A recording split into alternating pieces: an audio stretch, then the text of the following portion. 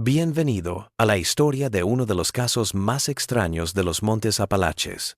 Antes de empezar, deja un comentario de dónde nos escuchas y la hora exacta en que escuchaste esta historia. Queremos saber en qué parte del mundo y en qué horas del día o noche llegan estos relatos documentados. Era 1902 y el otoño se había extendido sobre los Apalaches en su tono dorado. 9 hombres del pueblo minero de Colwood, Virginia Occidental, partieron en lo que parecía una cacería de rutina en los bosques del condado de McDowell. Lo que sucedió en los días que siguieron se convertiría en una de las desapariciones más extrañas de la historia local, un caso que permanece sin solución hasta el día de hoy. Sus nombres aparecieron en la primera plana del periódico local la semana siguiente. Thomas Blackwood, 42, Samuel Harker, 39, William Bill Thorne, 45, Joseph Clayton, 37, Frederick Bennett, 41, Charles Wilson, 44, Edward Murray, 40, Robert Davenport, 38, y Henry Coleman, 43. 9 cazadores y mineros veteranos, hombres que conocían las montañas como conocían el carbón bajo sus pies, hombres que nunca volverían a casa. Lo que hizo este caso tan escalofriante no fue solo su desaparición, sino lo que se encontró después. 3 días después de que no regresaran, un grupo de búsqueda se adentró en el bosque por el camino que los hombres habían planeado seguir. Lo que descubrieron desafió toda lógica. En un claro, unas 16 millas al noreste de Colwood, cerca de lo que la gente local llamaba Blackwater Ridge, encontraron el campamento de los hombres. Una hoguera fría desde hacía al menos un día. 9 sacos de dormir dispuestos en círculo. Efectos personales ordenados. Y tal vez lo más perturbador de todo, 9 rifles cargados apoyados en un roble cercano, como si los hubieran colocado con cuidado. Según el informe oficial del sheriff Josiah Tanner del 17 de octubre de 1902, el lugar parecía haber sido abandonado apresuradamente, pero con cierto orden. No hubo signos de lucha o animales salvajes involucrados. Las provisiones de los hombres estaban intactas, sus cantimploras llenas. No había sangre ni signos de lucha en una milla a la redonda del campamento. ¿Qué les ocurrió a estos 9 hombres? ¿Cómo pudieron desaparecer sin dejar rastro excursionistas experimentados? ¿Y por qué abandonarían sus rifles cargados, lo único que ningún cazador dejaría atrás en la naturaleza? El enigma se intensificó cuando los rastreadores se dieron cuenta de que las únicas huellas que salían del campamento eran las mismas huellas de botas que habían llegado, lo que indicaba que los hombres habían entrado en el bosque, pero nunca habían salido. Desapareció en lo que los lugareños llamaban la temporada de silencio, ese intervalo entre el color del otoño y la primera helada mortal, cuando el bosque se queda excepcionalmente tranquilo. Los cazadores siempre la habían considerado la mejor época para cazar presas, pues los animales se movían más al acercarse el invierno y el suelo del bosque aún estaba seco para desplazarse en silencio entre la maleza. Pero los viejos del valle hablaban de otro modo. La llamaban la hora en que las montañas escuchan. Thomas Blackwood, el jefe no oficial de la partida de caza, los había guiado en tales expediciones durante casi 15 años. Capataz en la mina Colwood, lo conocían todos como reservado, prudente, nada dado a correr riesgos. Su esposa, Margaret, entregó a los investigadores su diario que había llevado durante años, registrando cada cacería. La última entrada, del 12 de octubre de 1902, simplemente decía, Campamento en Blackwater Ridge. Buen tiempo. Frederick observó huellas extrañas orientándose hacia el noreste. Vamos a investigar al amanecer. La referencia a huellas extrañas fue el primer hilo de un tejido de rarezas que envolvió el caso. El menor de ellos, Frederick Bennett, de 41 años, había sido explorador de la caballería estadounidense antes de establecerse en Virginia Occidental. Su habilidad para seguir rastros de animales era indiscutible en el pueblo. ¿Qué rastros había notado que fueran lo suficientemente extraños como para mencionarlos? Desafortunadamente, la esposa de Bennett había muerto 2 años atrás y no tenía más cuentas personales que revisar. Los demás eran hombres parecidos, mineros, padres de familia, feligreses. Samuel Harker era la única excepción. Había llegado a Colwood apenas 6 meses atrás desde Pennsylvania en busca de empleo tras el cierre de su antigua mina. Se conocía poco de él, sus colegas lo consideraban reservado, pero confiable. El reloj de bolsillo de Harker fue otra pieza del rompecabezas. Se encontró colgado de una rama en el campamento, detenido exactamente a las 3:42, pero no se pudo decir si era AM o PM. Los cazadores desaparecidos fueron buscados durante semanas. Más de 200 voluntarios rastrearon millas de bosques espesos. Se trajeron perros rastreadores de Charleston, pero actuaron de manera extraña, dando vueltas en círculos alrededor del campamento, antes de acostarse y negándose a seguir el rastro, incluso cuando se les mostraban prendas de vestir de los hombres desaparecidos. Este comportamiento fue registrado en el informe oficial de búsqueda y calificado como sin precedentes por los adiestradores. Un entrenador con más de 20 años de experiencia dijo: «Nunca he visto a los perros comportarse de esta manera. Es como si no pudieran oler nada o tuvieran miedo de oler lo que pueden». Pero a medida que los días se alargaron a semanas sin noticias de los 9 hombres, la búsqueda se desvaneció. El sheriff Tanner seguía convencido de que la desaparición tenía una explicación racional. Los hombres simplemente se habían perdido y adentrado más en el bosque. Pero esta teoría no explicaba los rifles abandonados o la ausencia de huellas que se alejaran del campamento.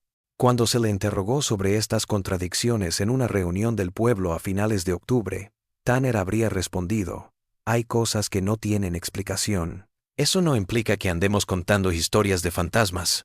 El doctor, el médico forense del condado, Edmund Clark, que ayudó en la investigación a pesar de que no había cuerpos, escribió en una carta privada, que luego fue donada a la Sociedad Histórica del Condado de McDowell en 1952. La manera inusual en que desaparecieron implica algo más que un accidente desafortunado. 9 hombres maduros no desaparecen en el aire, no dejan sus defensas y su sustento. Comienzo a preguntarme si lo que sucedió en Blackwater Ridge está más allá de nuestra comprensión actual. El historial clínico de Clark lo hacía escéptico ante las explicaciones sobrenaturales, pero sus misivas muestran a un hombre que luchaba con evidencias que desafiaban su perspectiva científica del mundo. En una carta posterior a su colega de la Universidad Johns Hopkins, escrita en diciembre de 1902, añadió: «Me he quedado sin explicaciones racionales. Los hechos en sí mismos apuntan o bien a un montaje muy elaborado para el que no hay razón o algo mucho más perturbador. No creo en fantasmas, James, pero estoy empezando a ver por qué otros sí». Pero el otoño se convirtió en invierno y la nieve cerró la búsqueda. El caso quedó abierto, pero inactivo. Las familias de los desaparecidos realizaron un funeral conjunto en diciembre de 1902, pero sin cuerpos no podía haber entierro. Los rifles fueron devueltos a las familias, cada uno todavía cargado con una bala sin disparar, la última conexión física con hombres que parecían haberse desvanecido. El invierno de 1902 fue excepcionalmente severo, con nevadas sin precedente que imposibilitaron cualquier otra exploración hasta el deshielo de primavera. Para entonces, cualquier rastro había sido enterrado bajo meses de nieve y hielo. Cuando los investigadores volvieron a Blackwater Ridge, en abril de 1903, apenas reconocieron el lugar: árboles derribados por las tormentas del invierno, el claro donde había estado el campamento, ahora cubierto de lodo. Pero encontraron otra pista: un trozo de tela desgarrado que reconocieron como la camisa de casa a cuadros rojos de Joseph Clayton. Lo hallaron enredado en un espino a casi 1 milla al este del campamento, en una dirección en que ninguna de las partidas de rastreo había penetrado mucho a causa del terreno. Este hallazgo desencadenó una nueva búsqueda, aunque superficial, en la ladera este. No apareció más evidencia, pero varios en el equipo de búsqueda informaron haber tenido una experiencia perturbadora. Según le dijo al sheriff Tanner un buscador voluntario, Michael Donovan, el aire en ese barranco era diferente, denso, como si te empujara los oídos. Y estaba este sonido, no un susurro, no exactamente, pero como el viento a través de hojas secas, excepto que no había viento ese día. Jenkins también lo oyó. Ambos coincidimos en que sonaba casi como voces, pero demasiado tenues para descifrar las palabras. La desaparición se habría perdido en la historia local de no ser por un extraño hallazgo en 1907. 5 años después de que los cazadores desaparecieran, un grupo de agrimensores mapeando posibles rutas para un ferrocarril maderero descubrió la entrada de una cueva a unas 12 millas al noreste del campamento original. En su interior hallaron solamente un objeto perteneciente a uno de los hombres desaparecidos, la pipa de tabaco de William Thorne, reconocible por el mango labrado con sus iniciales. La pipa estaba apoyada en una repisa de roca justo dentro de la cueva, colocada más que caída. Según el equipo de topografía, la cueva se adentraba en la montaña mucho más de lo que sus equipos podían aventurarse a explorar con seguridad. Se percataron de una acústica extraña, susurros desde las profundidades que parecían acercarse a la entrada, aunque lo atribuyeron a las corrientes de aire que recorrían la chimenea natural. El hallazgo reavivó momentáneamente el interés en el caso, pero una búsqueda posterior más completa del sistema de cuevas no arrojó nada más. Lo que el informe oficial no dijo, pero que luego se descubrió en el diario personal del jefe de topografía James Morrison, fue la extraña inscripción que encontraron grabada en la pared de roca cerca de donde se encontró la pipa. La inscripción, grabada al parecer con la punta de un cuchillo o algo parecido, decía: «Siguen el sonido». El diario de Morrison señala que omitió este hecho del informe oficial para prevenir una especulación histérica en la comunidad. El hallazgo de la pipa solo abrió más interrogantes. ¿Cómo había llegado un objeto de William Thorne a 12 millas del campamento de cazadores? ¿Habían caminado juntos los hombres hasta allí, o se había alejado Thorne del grupo? ¿Y quién había colocado la pipa en el repisa de roca con tanto cuidado? ¿El propio Thorne, o alguien, o algo más? La entrada de la cueva fue sellada con explosivos durante la construcción del ferrocarril, frustrando cualquier exploración adicional y alimentando la creencia de que lo que se encontraba debajo de Blackwater Ridge se dejaba mejor solo. Las familias de los desaparecidos se fueron dispersando. Algunas no pudieron soportarlo y se mudaron, en un pueblo pequeño donde todos conocían la historia. Otras se quedaron, aferrándose a la esperanza de que algún día aparecería una explicación. La viuda de Thomas, Margaret Blackwood, tal vez se aferró más firmemente a esta esperanza, quedándose en su casita fuera del pueblo hasta su muerte en 1941. Tras su muerte, familiares lejanos que revisaban sus pertenencias encontraron que había llevado su propia investigación durante casi 40 años. Una habitación de su casa estaba llena de mapas de la zona llenos de marcas, recortes de periódicos sobre desapariciones similares en los Apalaches y cartas a autoridades de 3 estados. En concreto, había reunido historias de los lugareños sobre avistamientos extraños en los alrededores de Blackwater Ridge, historias que normalmente se descartaban como superstición o fruto del aislamiento y las privaciones. Entre ellos estaba el de Jacob Whittaker, un trampero que dijo haber presenciado un silencio antinatural cerca de Blackwater Ridge en otoño de 1901, un año antes de que desaparecieran los cazadores. En una declaración jurada a Margaret, escrita con su mano limpia y fechada en 1919, Whittaker relató un incidente que lo había hecho dejar de cazar trampas en la zona. No era solo silencio, señora. Estas montañas tienen su propio tipo de silencio, y cualquier hombre que haya estado en ellas lo sabe. Esto era diferente. El bosque estaba como en suspenso.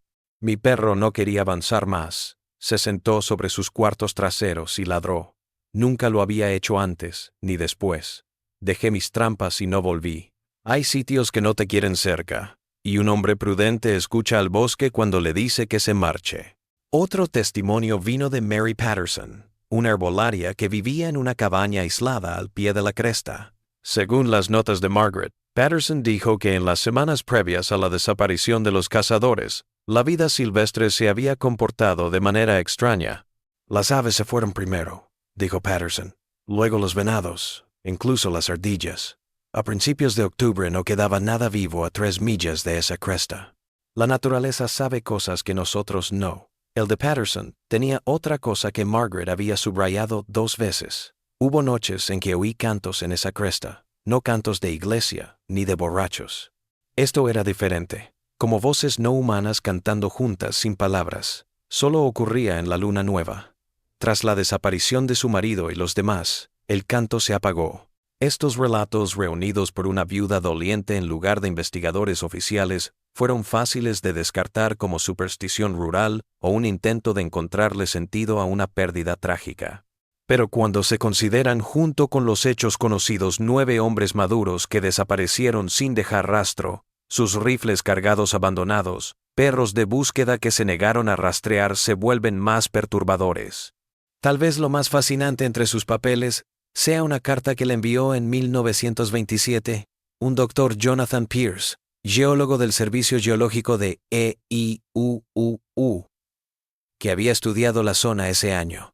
La misiva, etiquetada como personal y confidencial, decía: Blackwood, desde nuestra conversación del mes pasado, he estado investigando las anomalías geológicas cerca de lo que usted llama Blackwater Ridge.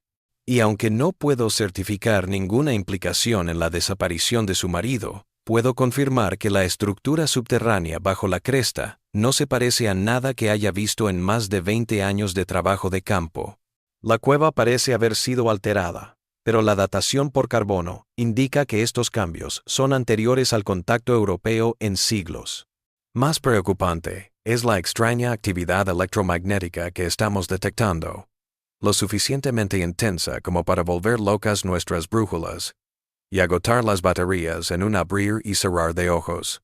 Siento no poder ser más específico sobre el paradero de su marido, pero le ruego en los términos más fuertes posibles que abandone la búsqueda. Hay secretos que cuestan caro a quien los busca con demasiado ahínco. No se sabe si la advertencia de Pierce influyó en las decisiones futuras de Margaret, pero sus diarios muestran que nunca regresó a Blackwater Ridge después de recibir su carta. El caso volvió a tomar interés en 1931 cuando se encontró un diario que decía ser de Samuel Harker en una antigua pensión en Colwood, en donde se hospedó antes de mudarse a una residencia permanente. El diario abarcaba desde que llegó a Virginia Occidental hasta el 10 de octubre de 1902, 2 días antes de partir en la última cacería. Las entradas mostraban a un hombre cada vez más incómodo en su nueva residencia. Algo en estas montañas está observando, decía una entrada de septiembre de 1902. Los lugareños se refieren a ellas como si estuvieran vivas. Al principio lo descarté como la forma local común en los pueblos aislados, pero ahora, después de meses aquí, me encuentro hablando igual. Estas montañas están vivas y no aman a los extraños. Más inquietante fue la última entrada de Harker. Blackwood me ha invitado a la próxima cacería. Soy reticente, pero no veo manera de negarme sin llamar la atención. La cresta que invita a recorrer ha sido protagonista de relatos locales, ninguno tranquilizador. Bennett parece igualmente incómodo, aunque disimula con bravuconería. Tal vez solo estoy interiorizando las supersticiones de este lugar, pero no puedo sacudirme la sensación de que la próxima expedición es una locura. El diario también mencionaba lo que Harker llamó el incidente del túnel 6, presumiblemente el túnel abandonado de la mina que Blackwood y los demás habían estado excavando. Las noticias sobre el incidente eran frustrantemente vagas, con Harker simplemente diciendo que algunas cosas es mejor dejarlas enterradas, y que la empresa tenía razón en sellarlo, aunque sus razones dadas eran falsas. La autenticidad del diario fue puesta en duda, especialmente por los herederos de los otros cazadores, a quienes les vino bien que el recién llegado a su comunidad hubiera tenido presagios de catástrofe. El documento finalmente llegó a los archivos estatales en Charleston, donde permanece en la actualidad, catalogado como relacionado con en lugar de prueba definitiva en el caso. Una entrada del diario de Harker fue confirmada por una fuente inesperada. En 1937, un antiguo inspector de minas llamado Wallace Hammond, que ahora residía en Ohio, se enteró del hallazgo por un boletín del sector minero. Le escribió a la Sociedad Histórica del Condado de McDowell diciendo que lo habían llamado para que inspeccionara el túnel 6 después de que los trabajadores informaran sobre condiciones extrañas. Según Hammond, lo que descubrió no fueron las bolsas de gas peligrosas mencionadas en el informe oficial, sino una cámara que parecía haber sido tallada en la veta de carbón mucho antes de que comenzara la minería. La cámara tenía grabados extraños en las paredes, no un lenguaje que pudiera reconocer, pero obviamente diseñado en lugar de formado naturalmente. Lo más perturbador fue la acústica de la cámara. Un susurro en un extremo se podía escuchar en el otro, a 30 pies de distancia. Recomendé que el túnel fuera sellado por razones que no podía explicar completamente en mi informe sin que me tacharan de loco. Siempre me he preguntado si lo que encontraron en esa cámara tiene algo que ver con la desaparición posterior de los hombres que la descubrieron. Durante las décadas siguientes, la desaparición se convirtió en parte del folclore local. Los padres avisaban a sus hijos que no se adentraran en el bosque. Los cazadores evitaban Blackwater Ridge, aunque los recuerdos de por qué se desvanecieron con el tiempo. La historia se transformó, como suelen hacer las historias, añadiendo elementos sobrenaturales que nunca estuvieron presentes en los cuentos originales. Un estudio de 1957 del Charleston Gazette trató de separar la realidad de la ficción. El periodista Alan Donovan pasó 3 meses investigando el caso, entrevistando a familiares de los desaparecidos y peinando los archivos. Su serie de 5 partes, Los 9 desaparecidos, dio el relato más completo de la desaparición hasta el momento. Pero incluso Donovan tuvo que admitir, algunos misterios se niegan a ser resueltos. El destino de los 9 cazadores de Colwood puede unirse a esa otra lista de sucesos históricos que podemos preguntar, pero no responder, teorizar, pero no probar. El estudio de Donovan sí que encontró algo que nadie había encontrado antes. Tras consultar los archivos de la empresa minera, descubrió que los 9 hombres habían trabajado juntos en un proyecto unos 3 meses antes de desaparecer. La excavación de un nuevo túnel que fue abandonado rápidamente. Según los archivos de la empresa, el túnel se selló después de que los trabajadores informaran de bolsas de gas peligrosas y formaciones terrestres inestables. Pero las entrevistas con mineros retirados que habían trabajado con los hombres contaron otra historia. Un antiguo minero, que pidió permanecer en el anonimato, le dijo a Donovan: no fue el gas lo que les hizo sellar ese túnel. Hallaron algo allí, algo que no era carbón, ni roca, ni nada del subsuelo.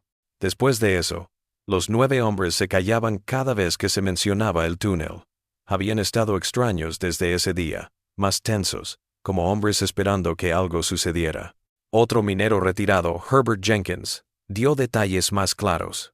No estuve presente el día que irrumpieron en ese, lo que sea, pero estuve allí la mañana siguiente cuando Blackwood y los demás regresaron con los funcionarios de la empresa.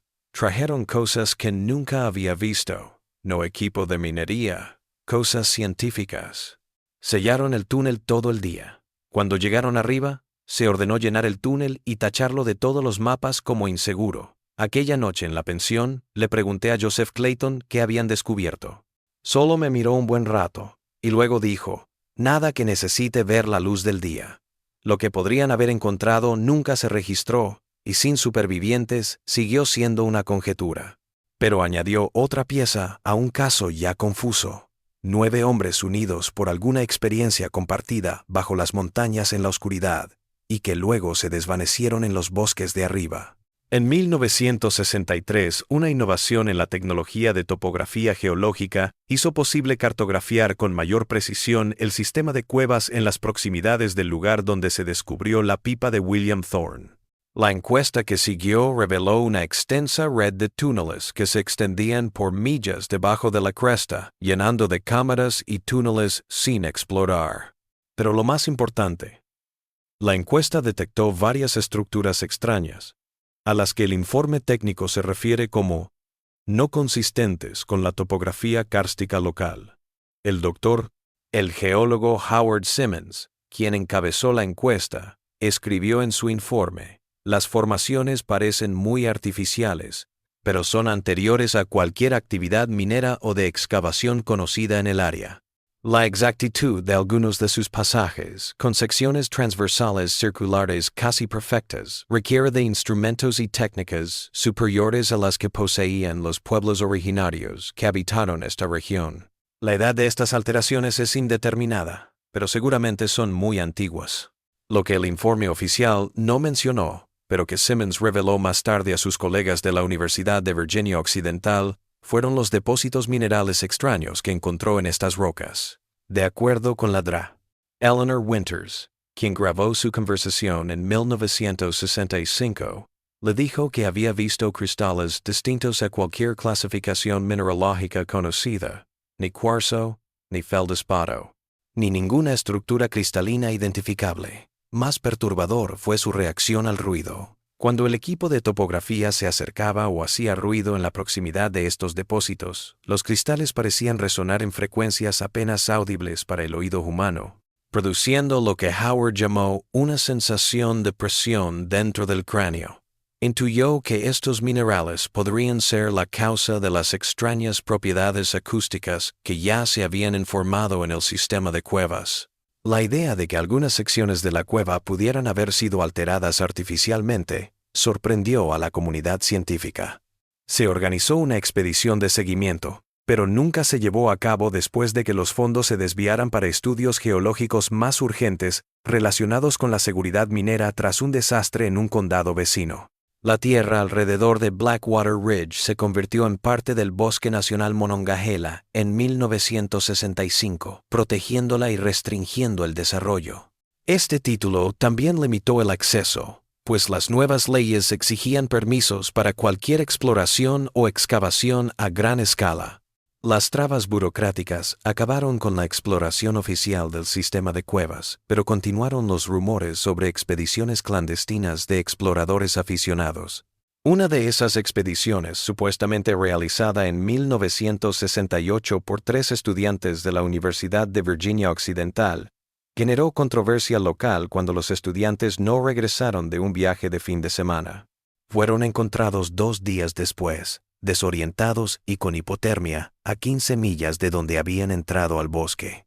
Según los periódicos, los chicos dieron versiones contradictorias y confusas de cómo se habían perdido, y uno de ellos afirmó que los pasajes cambiaron detrás de nosotros.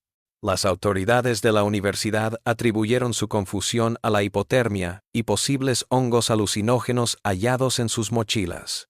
El caso finalmente se atribuyó a excursionistas no preparados que tomaron decisiones equivocadas. Los propios alumnos, tras recuperarse, se negaron a hablar y, al parecer, abandonaron la universidad el semestre siguiente.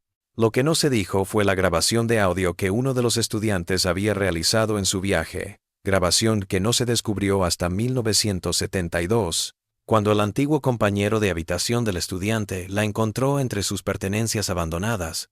La cinta, muy deteriorada y en su mayor parte inaudible, parecía mostrar a 3 jóvenes explorando túneles de cuevas, sus voces resonando de manera inquietante. La mayor parte de la conversación se trataba de indicaciones y comentarios sobre las formaciones de la cueva, hasta que, alrededor de los 17 minutos, uno de los hombres dice de repente, ¿oyen eso? Lo que sigue son minutos de silencio, solo el sonido de la respiración. Y luego, una voz susurra. Parece que están cantando. La grabación se corta ahí. La cinta se llevó finalmente a expertos en análisis de audio del Departamento de Lingüística de la universidad, quienes determinaron que el canto grabado era de varias voces que generaban tonos matemáticamente exactos en sus relaciones armónicas, pero fuera de las escalas occidentales. El análisis reveló que el patrón sonoro parecía diseñado para resonancia simpática en espacios confinados. En otras palabras, sonido creado para interactuar con rasgos ambientales específicos. Posiblemente la extraña formación cristalina que Simmons había registrado. A finales de los años 60, la mayoría de las personas directamente involucradas en la desaparición original habían fallecido. Los 9 cazadores se habían convertido en leyendas en lugar de personas. Sus fotografías, guardadas en los archivos del condado y en álbumes familiares, mostraban hombres serios de la época, poses rígidas, cuellos altos y miradas poco reveladoras. Cuando ves estas fotos, no puedes imaginar lo que podrían haber pasado en sus últimos días. Pero hallazgos esporádicos siguieron sumando piezas al rompecabezas. En 1966, al renovar la antigua iglesia de Colwood, los obreros encontraron un sobre sellado oculto, tras una tabla suelta en el banco, donde Edward Murray se sentaba con su familia. En el sobre había una carta, fechada el 11 de octubre de 1902, el día antes de que partiera la partida de caza, dirigida a su esposa, pero que nunca llegó a entregar. Decía en parte, Si me ocurre algo en esta expedición, sabrás que fui voluntariamente, en contra de mi voluntad. Lo que encontramos bajo tierra hace 3 meses nos ha dejado con más de lo que me gustaría saber. Blackwood cree que regresar a la cima podría traer respuestas, pero sospecho que solo nos llevará más preguntas, o peor, lo que oímos en esa cámara todavía me persiguen sueños. A veces me despierto creyendo que no son recuerdos, sino mensajes que están ocurriendo, intentos de llegar a través de algo que no entendemos. Perdóname por no contarte esto antes. Temía que me obligaras a quedarme en casa, y tengo que hacer este viaje, aunque me aterra. La carta fue guardada en secreto por la hija de Murray, que no reveló su contenido hasta poco antes de su muerte en 1969, cuando la entregó a la Sociedad Histórica del Condado de McDowell con la condición de que se mostrara a cualquier investigador que trabajara en la desaparición de su padre. El paisaje no es el mismo que en 1902. El bosque virgen que una vez envolvió Blackwater Ridge fue parcialmente talado en la década de 1940, pero las partes más alejadas permanecieron intactas. Nuevas carreteras abrieron caminos donde antes no había. El pequeño pueblo de Colwood creció. La minería siguió siendo la base de su economía hasta que la industria decayó en la segunda mitad del siglo XX. Pero Blackwater Ridge mantuvo su reputación siniestra. Los guardabosques informaron de fallos extraños en el equipo cercano, brújulas que giraban sin control, radios que solo producían estática, baterías que se agotaban a un ritmo inexplicable. Estos incidentes se registraron en los informes de los guardabosques, pero se atribuyeron a depósitos minerales que alteraban los campos magnéticos y a la topografía que interfería con las señales de radio. Tal vez lo más revelador fue el patrón consistente de evitación de la vida silvestre. Los estudios ecológicos de 1966 observaron una reducción estadísticamente significativa en la densidad animal a unas 3 millas de la cresta, el mismo fenómeno que Mary Patterson había notado más de 60 años antes. El informe oficial atribuyó la causa a factores ambientales no identificados, pero no dio una explicación. Un biólogo que participó en el estudio, el Dr. Raymond Carter, dejó un diario en el que escribió sus experiencias, el cual fue comprado por los archivos de la Universidad de Virginia Occidental. La falta de vida silvestre cerca de la cresta desafía la lógica ecológica, dijo. Hay comida, agua y refugio en abundancia, todo lo que necesitan las poblaciones de vida silvestre para florecer. Pero la zona está prácticamente desprovista de mamíferos más grandes que los ratones de campo. Incluso los insectos son raros. Más desconcertantes son los comportamientos extremos que hemos presenciado. Los animales que se aproximan al lugar se muestran inquietos, retomando posturas defensivas territoriales, aun cuando no hay depredadores o rivales a la vista. Es como si olieran algo que nosotros no podemos oler. En 20 años de trabajo de campo, nunca había visto un comportamiento evasivo tan consistente en todas las especies. Los 9 rifles cargados encontrados en el campamento abandonado quedaron en manos de las familias de los cazadores, pasando de generación en generación como extrañas reliquias de un pasado sombrío. En 1967, el nieto de Edward Murray dio permiso para que se realizaran pruebas metalúrgicas en el rifle de su abuelo. El análisis mostró patrones de oxidación anormales para la edad, no compatibles con el envejecimiento normal. Según el laboratorio, el metal presentaba alteraciones moleculares propias de exposiciones a campos electromagnéticos de alta intensidad. Nunca se supo la importancia de este descubrimiento, ya que no se hizo una comparación con los demás rifles. Aún más perturbador fue lo que se descubrió cuando limpió por primera vez el rifle de Charles Wilson desde que regresó a casa.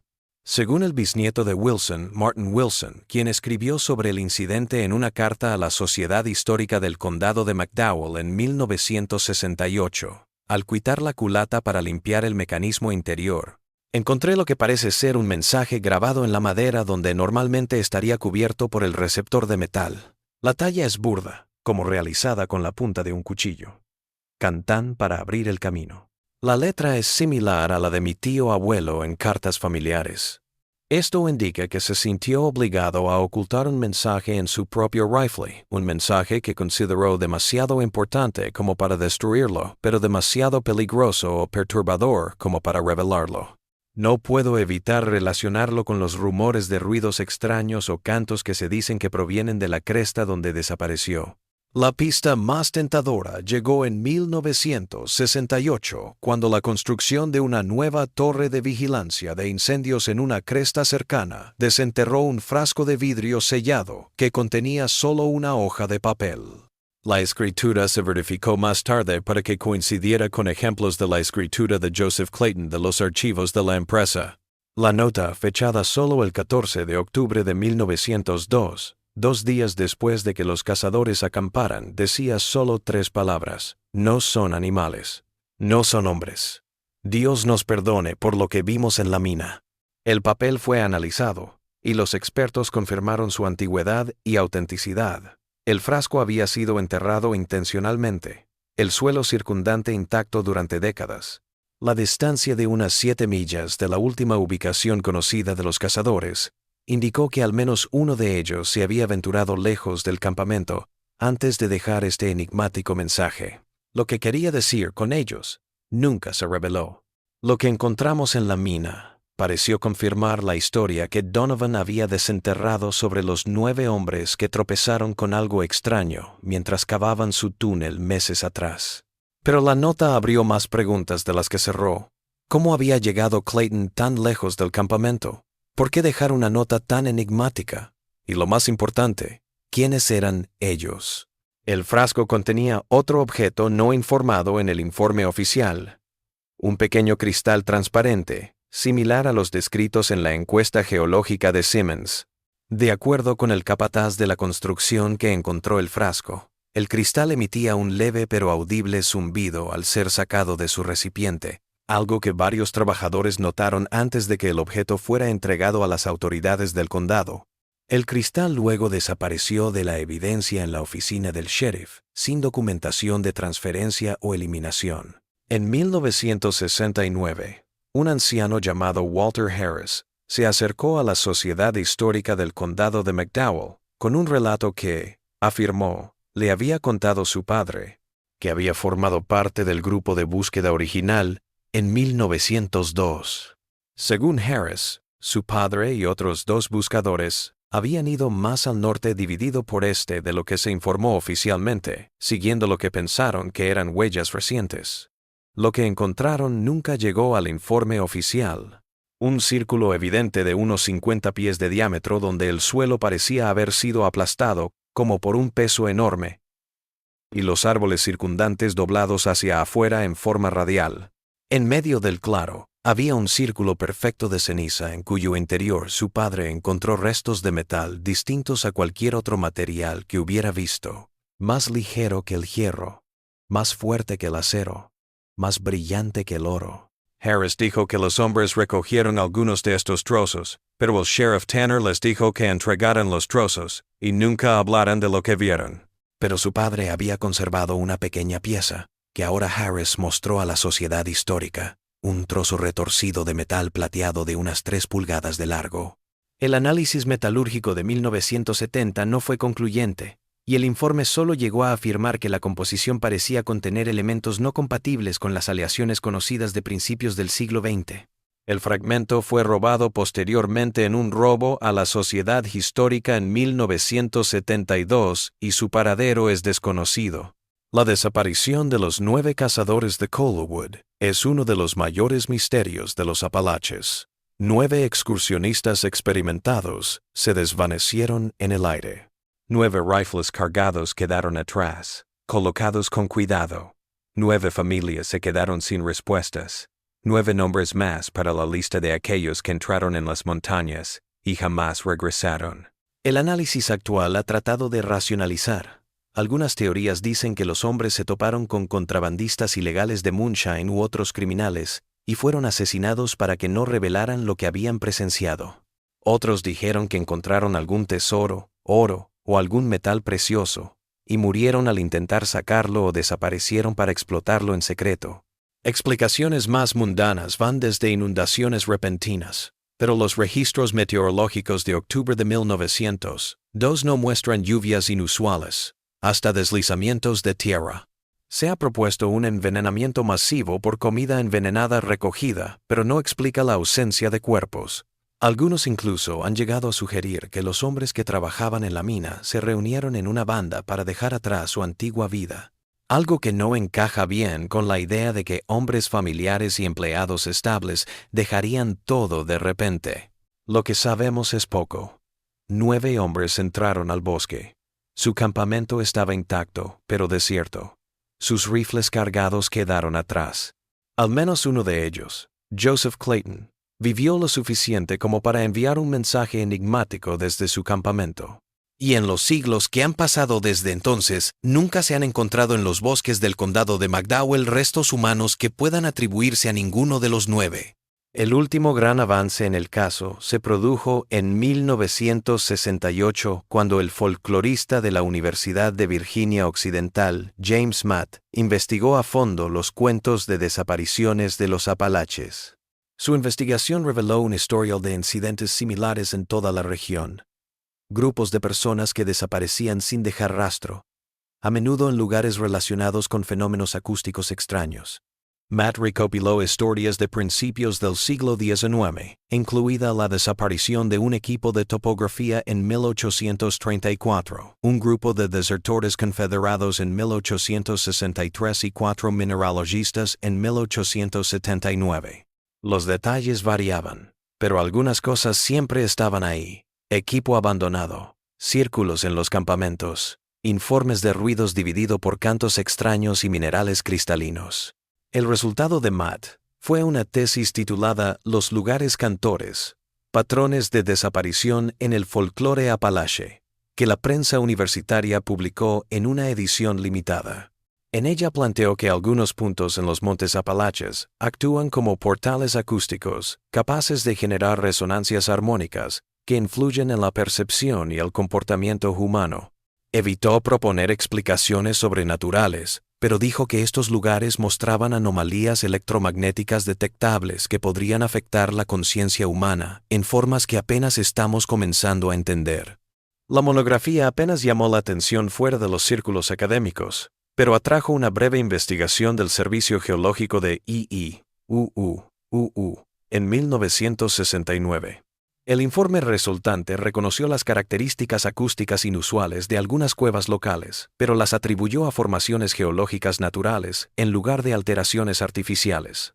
Pero el informe aconsejó una mayor investigación de las anomalías electromagnéticas que Matt había registrado, las cuales superan los valores esperados para las composiciones minerales conocidas y merecen una investigación adicional. Nunca se hizo tal estudio. Matt murió repentinamente en 1970, y sus materiales de investigación, grabaciones, notas de campo y correspondencia se perdieron en un incendio en el almacén de la universidad en 1971. Lo único que queda de su obra es la monografía en sí, una pieza de coleccionista entre aficionados al folclore de los Apalaches y las desapariciones sin resolver. Tal vez las montañas lo sepan. Los Apalaches son algunas de las montañas más antiguas de la Tierra, erosionadas por casi 480 millones de años. Las rocas albergan fósiles de hace millones de años, cuando lo que hoy es Virginia Occidental se encontraba bajo antiguos mares. Las cuevas que salpican la zona se enroscan en una negrura que nunca ha visto la luz. Allí lo real y lo imposible se confunden. El folclore local siempre ha considerado estas montañas con respeto y temor.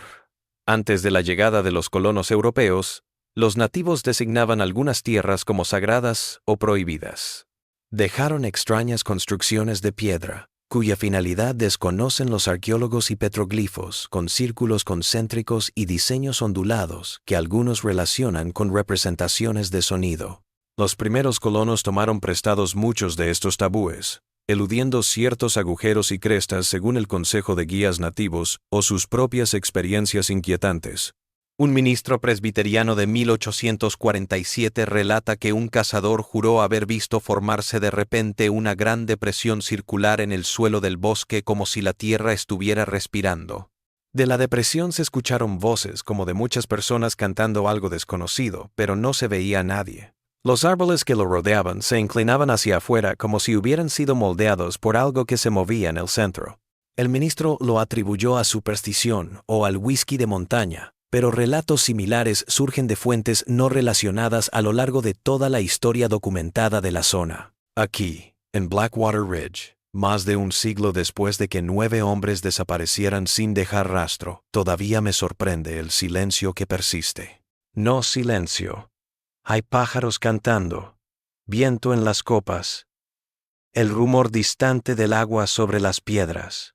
Es más que eso.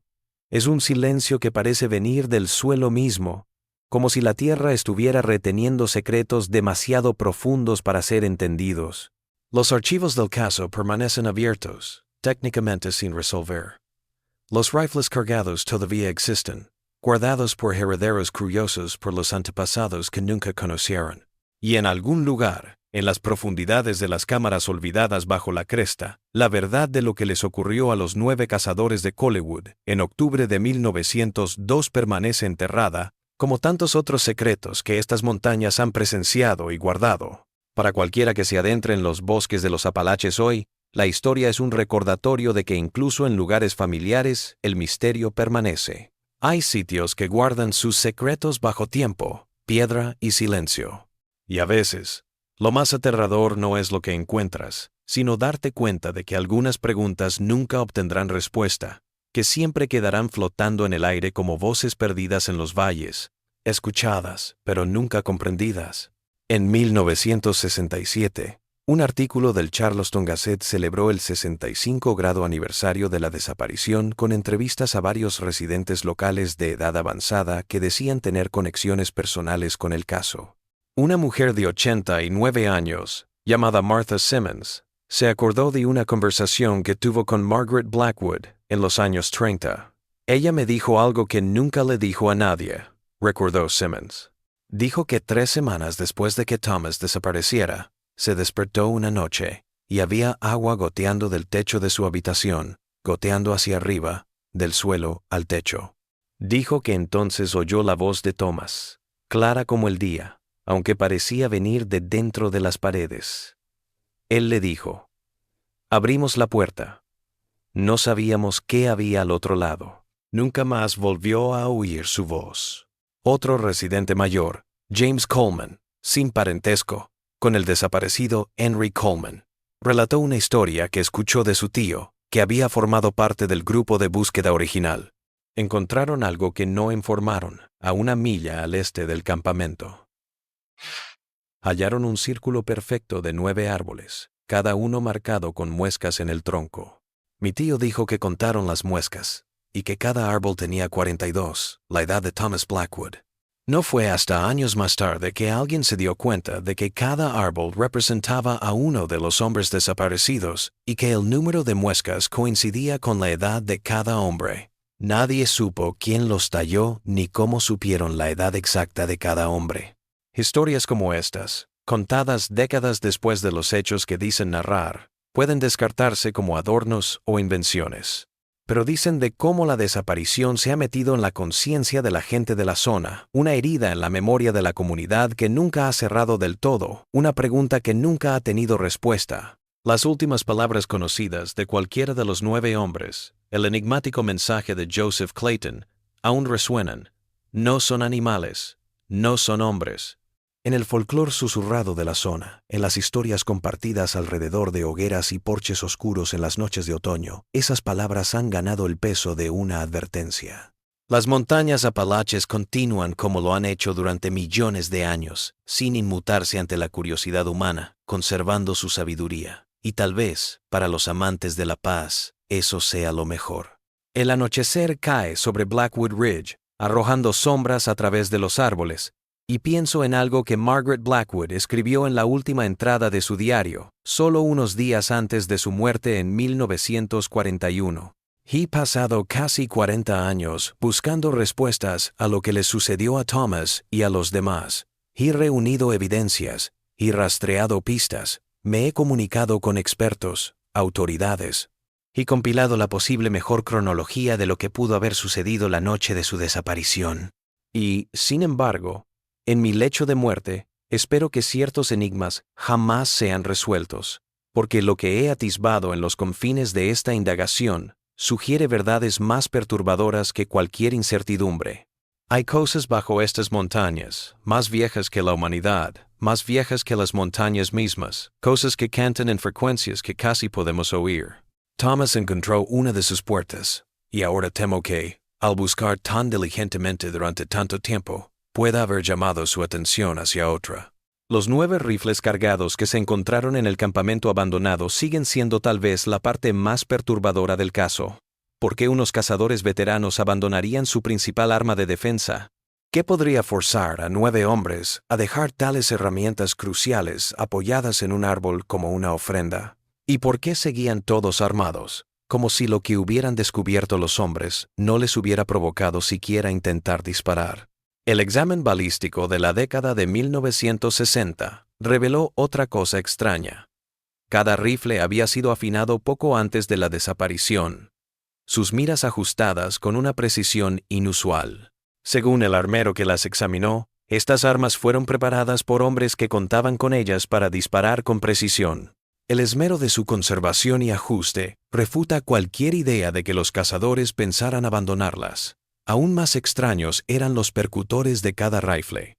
El percutor había sido limado en 1/10 de pulgada, lo suficiente como para hacer que las armas fueran incapaces de dispararse, aunque estuvieran cargadas. Esta alteración se había llevado a cabo con tal destreza que pasó inadvertida en la primera investigación de 1902. La implicación fue perturbadora. O bien los hombres habían desactivado sus propios rifles antes de desaparecer, o alguien más lo había hecho sin que lo supieran. Las montañas Apalaches siempre han sido un lugar donde la frontera entre lo conocido y lo desconocido se siente muy tenue.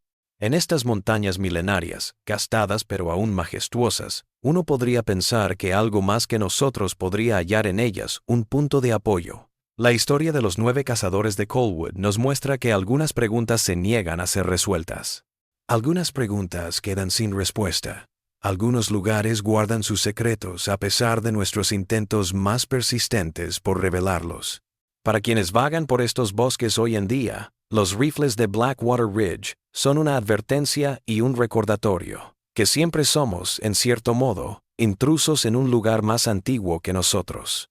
Y como buenos invitados, quizás deberíamos honrar los límites de nuestros anfitriones, las puertas que prefieren mantener cerradas, las canciones que nunca debimos escuchar,